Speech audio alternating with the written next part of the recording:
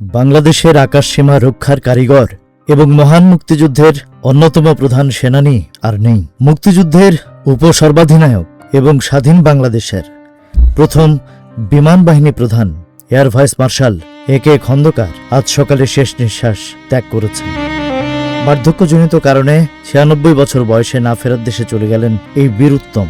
১৯৭১ সালে তিনি ছিলেন মুক্তিবাহিনীর ডেপুটি চিফ অব স্টাফ। কিংবদন্তি কিলো ফাইটার কমান্ডার হিসেবে তার নেতৃত্ব আমাদের স্বাধীনতা সংগ্রামকে করেছিল আরও বেগবান। তার মৃত্যুতে গভীর শোক জানিয়েছেন প্রধান উপদেষ্টা doctor Mohammad Yunus.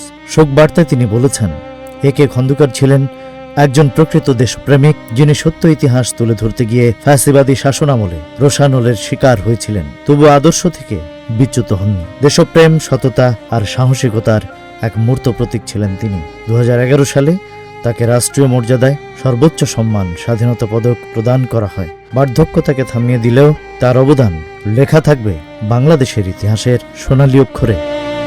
Rajib Raihan, news flash 71।